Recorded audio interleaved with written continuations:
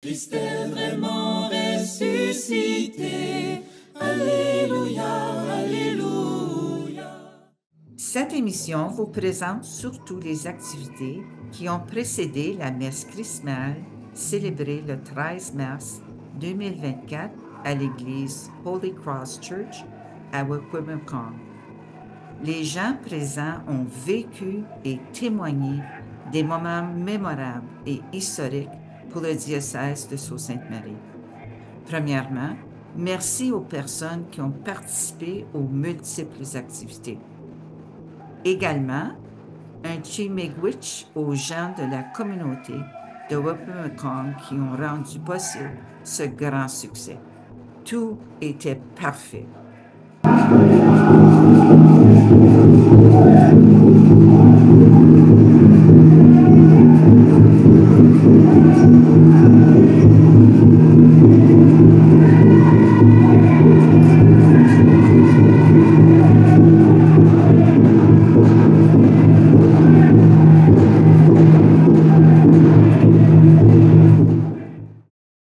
Le 12 mars 2024. La journée précédant la messe chrismale, les prêtres se rassemblent à l'église Saint-Bernard à Little Current sur l'île Manitoulin pour les funérailles d'un collègue, le révérend père George Gardner. La messe est présidée par Monseigneur Dow. Voici quelques photos de cette célébration de vie.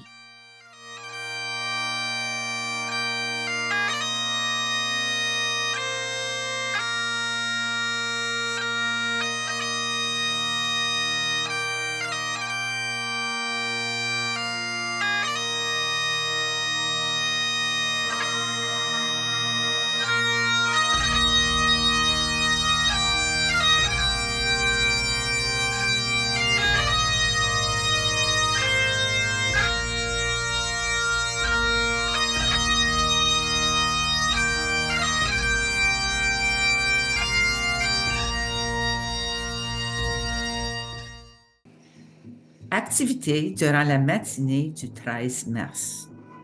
Les gens sont arrivés à l'école secondaire de Wikwemekong sans avoir aucune idée du spectacle qui les attendait. L'Église diocésaine vous présente quelques vidéos de ce spectacle en vous invitant à vivre ces activités avec nous.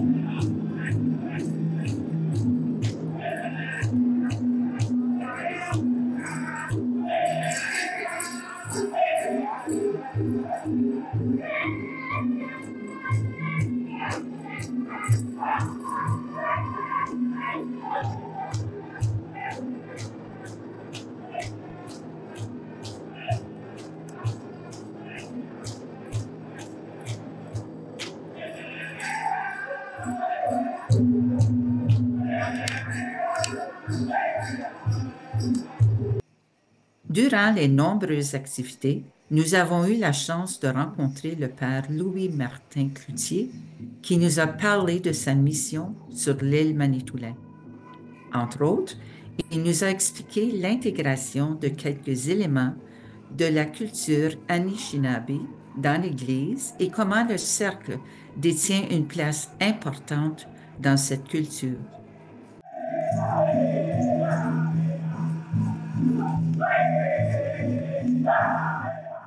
Je vais vous parler de quelques éléments de la culture Anishinaabe, surtout de ce que je connais. Donc, Chigin, la paroisse où j'habite. Donc, je suis responsable de 4 paroisses, 2 autochtones, donc Chigin et Chichigwani, et aussi Mildemoya et Gorbe, qui ne sont pas autochtones. Donc, mais principalement de Chigin.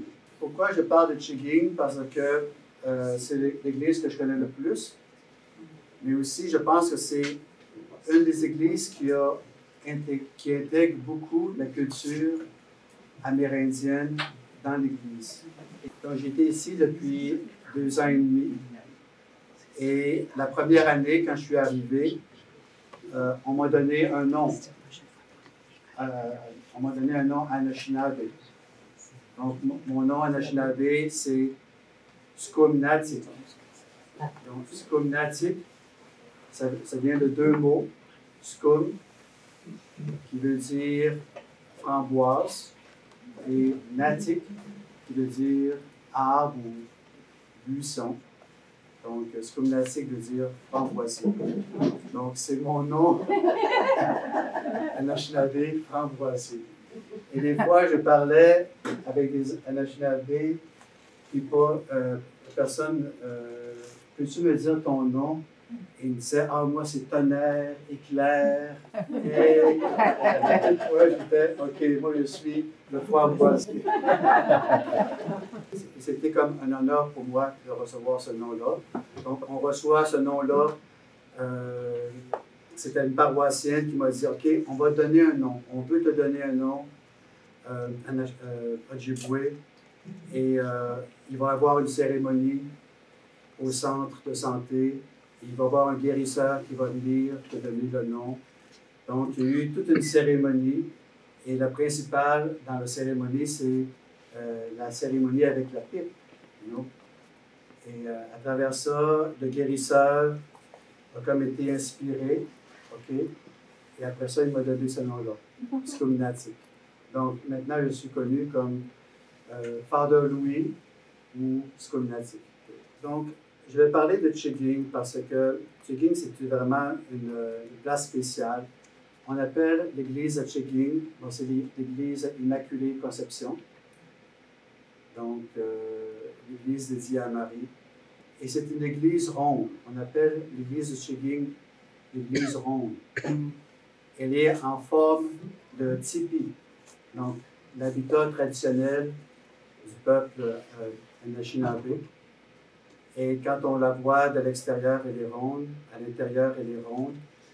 À l'intérieur, il y a différents niveaux, 4 niveaux. Et tout le monde se rencontre.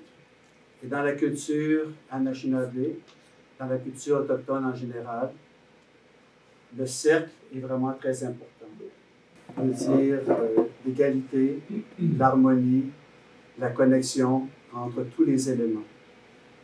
Donc, on connaît, peut-être vous avez vu le cercle, un genre de cercle comme ça ici, Medicine Wheel, ou le cercle de la vie. Et le cercle vraiment est vraiment primordial dans notre Église et vraiment fait partie de notre Église, mais aussi de toute la communauté. Donc, les gens se rassemblent en cercle, vont avoir différents rassemblements, vont avoir les mots me viennent plutôt en anglais, des listening circles, des cercles d'écoute, des cercles de guérison, des cercles de prière. Donc, les gens vont se rencontrer en cercle et vont ensuite échanger. Donc, il y a beaucoup cet aspect du cercle, l'aspect d'égalité, respect qu'on est tous ensemble, que tout le monde a quelque chose à partager et on est tous sur le même point d'égalité.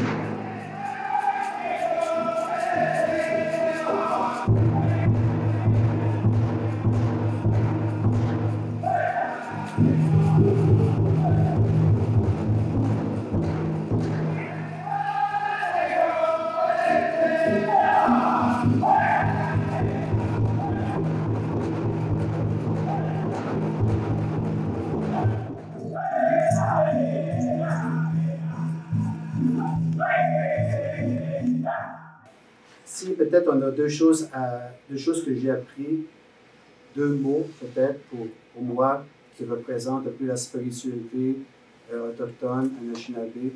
C'est le mot totalité et harmonie ensemble, et aussi le mot connexion. Et la totalité, on le voit dans le cercle de la vie. Donc, tout est interrelié, tout est en interconnexion. Les directions, nord, sud, est, ouest.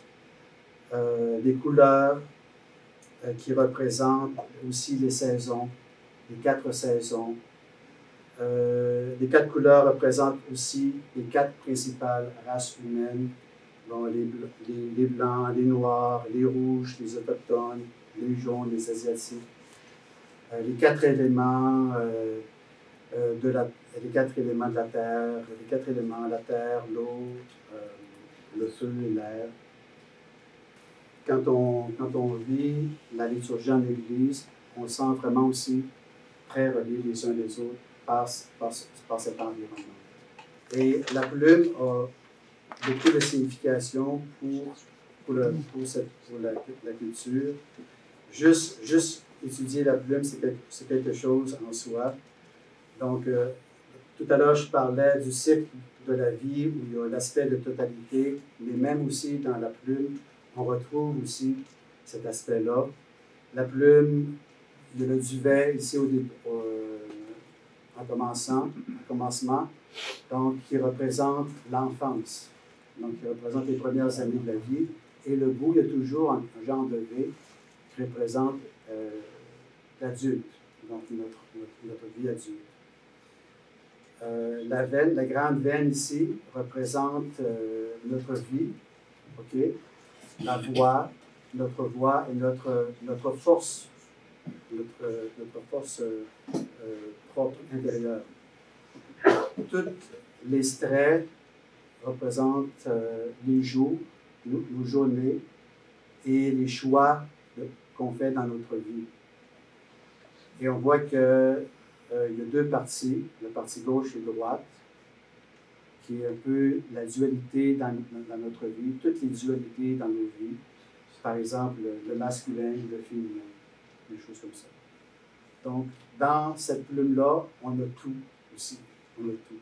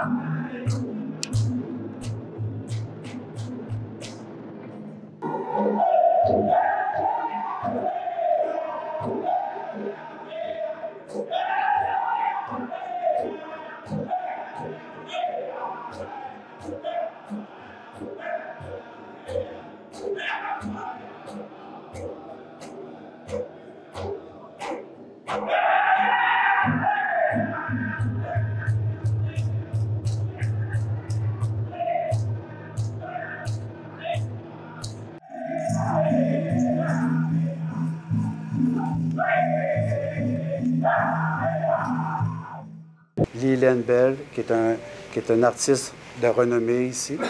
Donc, il a fait un chemin de croix. Donc, à partir de la culture autochtone et aussi avec les couleurs autochtones. Donc, les couleurs autochtones, c'est comme je porte aujourd'hui, c'est des couleurs très vives, donc avec les symboles autochtones.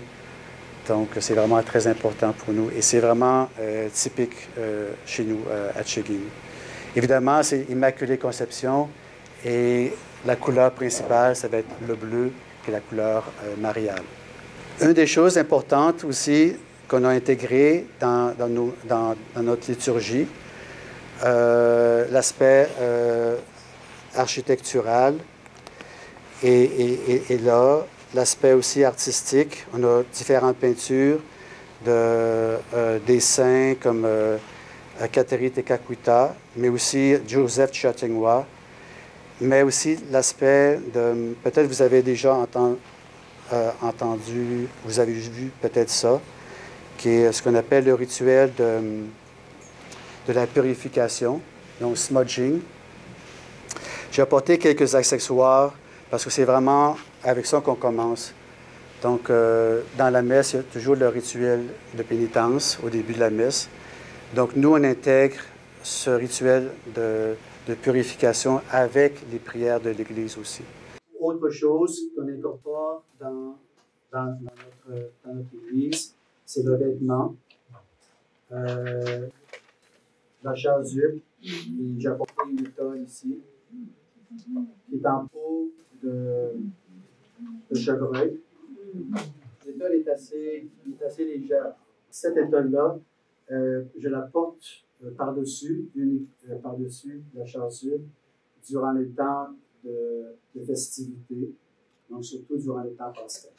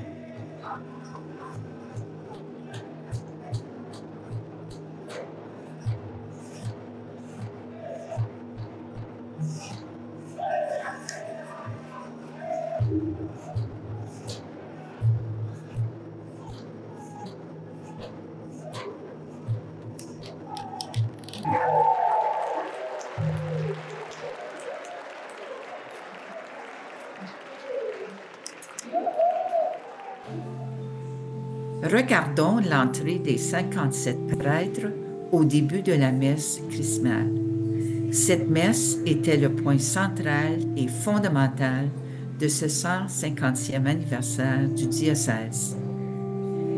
Écoutons le chant d'entrée, Nous chanterons pour toi, Seigneur, et le Gloire à Dieu, interprété par les chantres qui représentaient au-delà de 80 paroisses. Pour tous les gens présents, ce fut un moment émotionnel de voir cette procession de prêtres et d'entendre cette foule chanter. Amen.